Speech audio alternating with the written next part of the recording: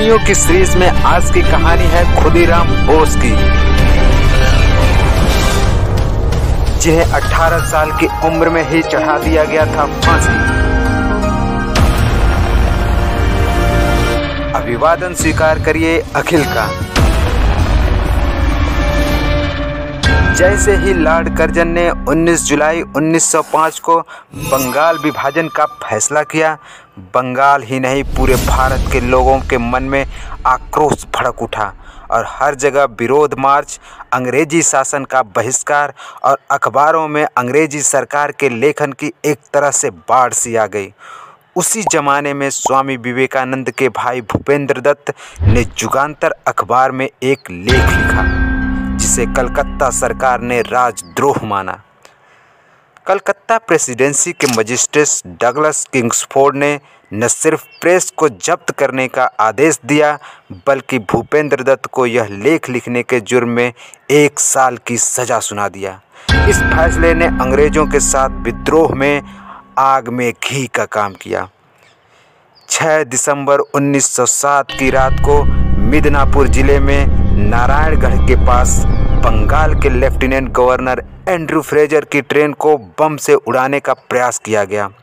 इसके कुछ ही दिनों बाद लेफ्टिनेंट गवर्नर के ट्रेन को उड़ाने का एक और प्रयास किया गया, जिसमें वीरेंद्र घोष, अलास्का दत्त और प्रफुल्ल चाकी शामिल थे। 6 अप्रैल 1907 को 17 वर्षीय खुदीराम बोस और प्रफुल्ल चाकी को डगलस किंगफोर्ड की हत्या का जिम्मा सौंपा गया। क्रांतिकारियों की अलग अलग गतिविधियों से डरकर किंग्सफोर्ड ने अपना तबादला बंगाल से दूर मुजफ्फरपुर में करवा लिया। युगांतर के क्रांतिकारियों की तरफ से खुदीराम बोस को 2 पिस्तौल और प्रफुल्ल चाकी को 1 पिस्तौल देकर मुजफ्फरपुर भेजा गया। 18 अप्रैल 1908 को खुदीराम बोस और प्रफुल्ल चाकी अपने मिशन पर मुजफ्फरपुर पहुंच गए। वहां दोनों लोगों ने मोती झील क्षेत्र में एक धर्मशाला में ठहरे। दोनों युवाओं ने बारीकी से किंगफोर्ड के आवास और उनकी दिनचर्या का अध्ययन करना शुरू कर दिया। खुदीराम बोस और प्रफुल्ल चाकी को इस बात का अंदाज़ा हो गया कि किंगफोर्ड हर रात विक्टोरिया बग्घी में अपनी पत्नी के साथ स्टेशन क्लब आता है। दोनों ने योजना बनाई कि क्लब में वापसी के समय बग्घी पर बम फेंककर किंगफोर्ड की हत्या कर दी जाए। उस जमाने में स्टेशन क्लब में शाम को बहुत ही रौनक हुआ करती थी, जहां ब्रिटिश अधिकारी और ऊंचे पद पे काम करने वाले भारतीय इंडोर किंग गेम खेला करते थे। 30 अप्रैल 1908 को जब खेल खत्म हुआ तो 2 अंग्रेजी महिलाएं क्रिस कैंडी और श्रीमती कैंडी एक बग्घी पर सवार हुई। ये बग्घी किंगफोर्ड की बग्घी से काफ़ी मिलती जुलती थी। दूसरी बग्घी पर किंगफोर्ड और उनकी पत्नी सवार हुई। वे महिलाएं वही रोड पकड़ी जो किंगफोर्ड के घर की तरफ जाती थी। वह एक अंधेरी रात थी जब बग्घी किंगफोर्ड के घर के बगल से गुजरी तो सड़क के दूसरी छोर पर छिपे 2 लोगों ने बग्घी की तरफ दौड़े। उन्होंने बग्घी के अंदर बम फेंक दिया। बग्घी के परखच्चे उड़ गए और उसमें सवार 2 महिलाओं को जान से हाथ धोना पड़ा।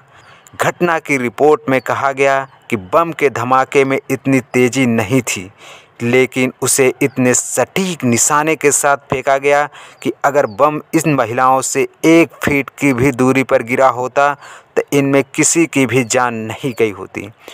खुदीराम बोस और प्रफुल्ल चाकी वहां से भाग निकले, लेकिन जल्दबाजी और अंधेरा के कारण खुदीराम के जूते वहीं रह गए।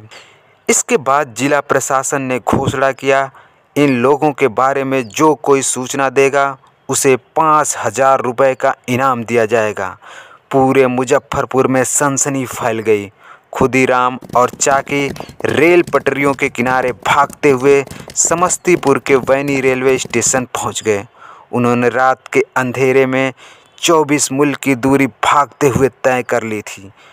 वैनी स्टेशन के बाहर दोनों क्रांतिकारी एक दूसरे से गले मिलकर अलग अलग दिशाओं में चल पड़े और कहा कि अगर जीवन रहा तो कलकत्ता में फिर मुलाकात होगी। लेकिन 1 मई 1908 की सुबह खुदीराम बोस वैनी स्टेशन पर पानी पीकर बैठे ही थे कि अंग्रेजी सिपाही को शक हुआ और खुदीराम की तलाशी लेने लगा। उनके पास से एक पिस्तौल बरामद हो गई। जब खुदीराम को गिरफ्तार करके मुजफ्फरपुर पुलिस स्टेशन लाया जा रहा था, वहां पर एक बड़ा जन समुदाय खुदीराम को एक झलक पा लेने के लिए खड़ा था। खुदीराम पर सत्य न्यायाधीश की अदालत में हत्या का मुकदमा चलाया गया। जब खुदीराम को पेश करने के लिए लाया जाता था तो सड़क के दोनों तरफ लोगों का हुजूम उमड़ उठता था। जिंदाबाद और वंदे मातरम लगाते हुए उनका स्वागत किया जाता था। 13 जून 1908 को अदालत ने खुदीराम बोस को फांसी की सज़ा सुना दी और 11 अगस्त 1908 की सुबह 6 बजे भारत के इतिहास में एक किशोर को फांसी दे दी गई और उम्र थी मात्र 18 वर्ष।